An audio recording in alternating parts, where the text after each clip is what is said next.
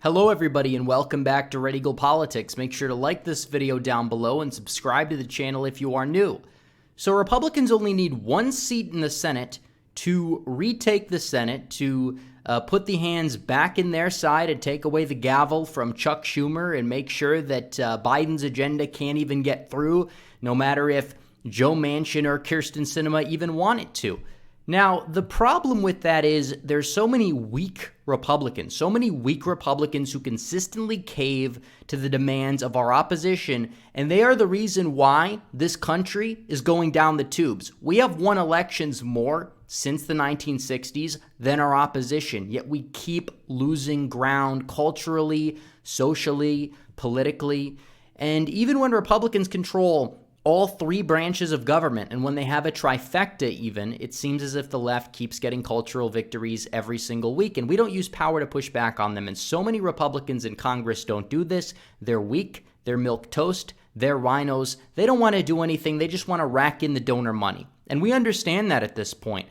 But what we do need to know is that we have elections coming up. And electoral politics, no matter what we think of it, no matter how black-pilled we may be on it, is probably still our only way out at this point, at least for most people. Obviously, we have the based Zoomers, me and the boys. We're going to be taking over the institutions. We're going to be doing our own long march through the institutions to take back our country the same way our opposition did, so we could take back the culture. But most of the people watching this video may be Gen X or they're boomers, and they just want to live their lives, but they can help out by voting properly, and that starts in primary election cycles where you have opportunities to take out weak incumbents.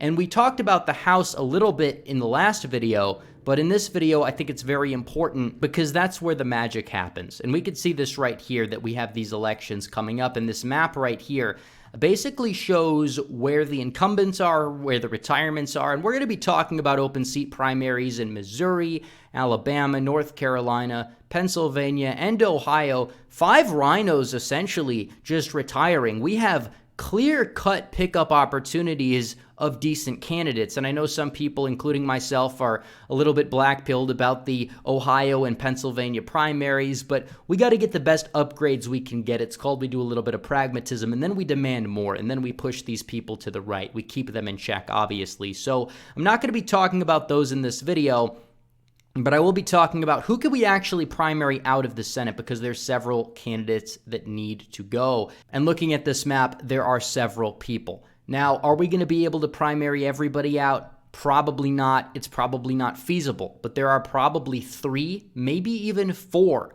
senators who I think we logistically can get rid of. Maybe 5.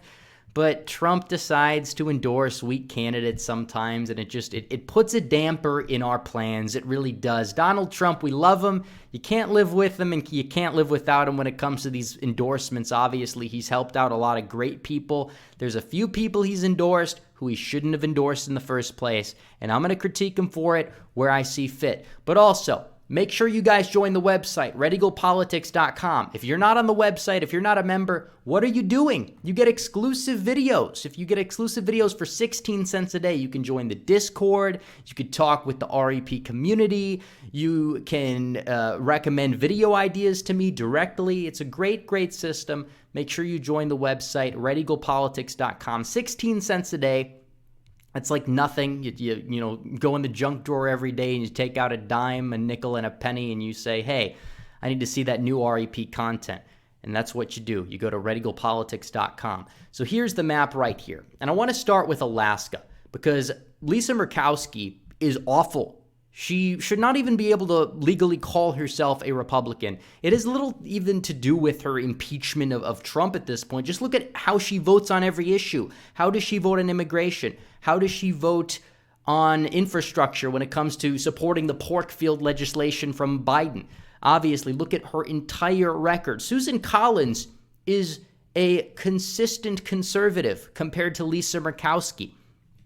I think she voted against Kavanaugh. She voted present, I think, because somebody couldn't vote yes. I mean, you look at her entire record. It's awful, awful grade from Numbers USA. And what is her stances that are actually considered right-wing? They're the Bush neocon positions of free trade and interventionism, and we don't need that. Out with the old, in with the new. Kelly Tshibaka, she's solid on all the issues. Not a whole lot of people really know about her. She's, doing her thing up in Alaska. It's not a very notable state. I've been there, so I know it exists, unlike New Mexico, but that is a state that we definitely need to look into. Lisa Murkowski, I think, can go. People will say, well, Red Eagle, you forgot about 2010. She lost the primary and won on a write-in, but we're a lot more polarized now than we were back then. I know the ranked choice voting thing might mess things up a little bit, and either way, we got to get rid of these jungle primaries and things like that. They're ridiculous. They definitely hold back the interests of the people who want to push their parties in different directions, who may not have the say because of the big money involvement. But either way, Alaska, Trump is focusing on it too. So there's two other states that Trump may focus on, and we're going to talk about other, long shots as well. But South Dakota, John Thune, Mitch's boy. Trump called him Mitch's boy. He wanted to primary him. He said Noam should run for it, which I don't really know what Trump's obsession with Kristi Noem is, because she's just downright awful. But what I will say is that John Thune, getting rid of him would be huge. And his approval rating has dipped significantly from, before the 2020 election to the point where I think it is possible. But they have to find the right candidate. And if they don't find the right candidate, they are going to struggle. But it seems like Mark Morey, if Trump does endorse that guy, maybe there's a shot because he's, served in office there. And South Dakota, I think 30% of the vote went to a challenger for Mike Rounds. So it's possible they're open to it. A decent percentage of the electorate is open to supporting a primary challenger. So you never know. It could happen. And then we go down to the great state of Oklahoma. Oklahoma, what is it even known for? I mean, you have native reservations, you have the Oklahoma City Thunder, you have casinos that a lot of people from the DFW area like to go to. But what we do know is that Trump has not endorsed Lankford. Lankford is awful. He apologized. He said, Republicans questioning results in 2020 is racist. That's like something you would hear from the far left, because it literally makes zero sense even within their lack of a moral framework. I mean, it's ridiculous. This guy's been awful. He's bad on immigration. He's bad on trade, bad on foreign policy. He needs to go. We need somebody in there who will fight for rural Oklahomans, who will fight for the base in the state. I mean, you look at the state, it is what percentage Republican? In the 60s now? Democrats have not won a county in the state of Oklahoma at the presidential level since 2000, and that's when they were winning counties in southeastern Oklahoma. It's ridiculous. So Oklahoma, that's another one. We need a primary challenger there for sure. We have one, Jackson Lemire, and a lot of Trump advisors have endorsed him, so I am hoping that Trump endorses. Trump has endorsed a lot of RINOs. He endorsed them in Idaho, Arkansas, South Carolina. But still, I will say this, he hasn't endorsed in South Dakota or Oklahoma, so he is definitely open to it, obviously. So who else could be primaried out of there?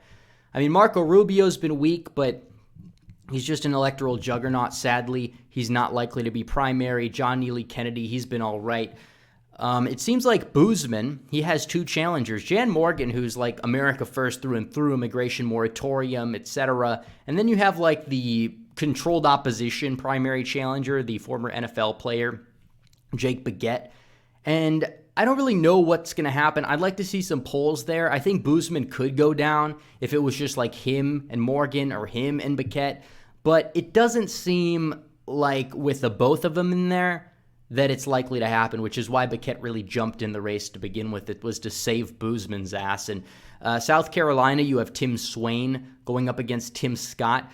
Now, I don't know what's going to happen on that front, but Trump endorsing Tim Scott and the fact that so many Republican primary voters are cucked due to optical purposes that they'll just vote for Tim Scott for his complexion, despite him being just absolutely awful on a wide variety of issues, is just sad, but whatever. Chuck Grassley, I mean, he's old, but, he'll likely win the primary no matter what because everyone loves him for some reason, even though he's kind of weak.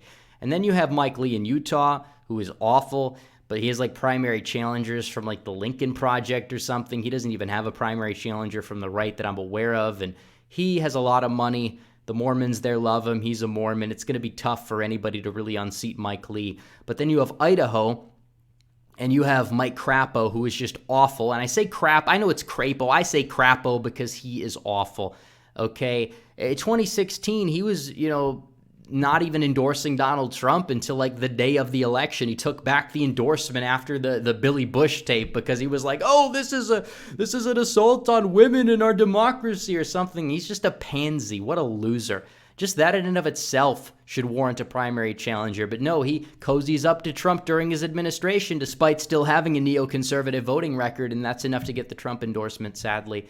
So that's really it for these primary challengers. This is the new roundup. I think there's 3 we have a legitimate shot at. I think there might be 1 or 2 that are like long shots, and then the rest of them are probably going to stay. But either way, we got to start improving. We improve from the bottom up, and I think we're going to be doing that in the midterms, definitely. We got to get the ball rolling now, because if we don't get the ball rolling now, we are going to lose our country for good, and we don't want that to happen. So anyways, guys, thanks for watching this video. Make sure you like this video down below, comment down below, subscribe to the channel, hit the bell for notifications so you never miss another video. Follow me on social media. The links are all in the description down below.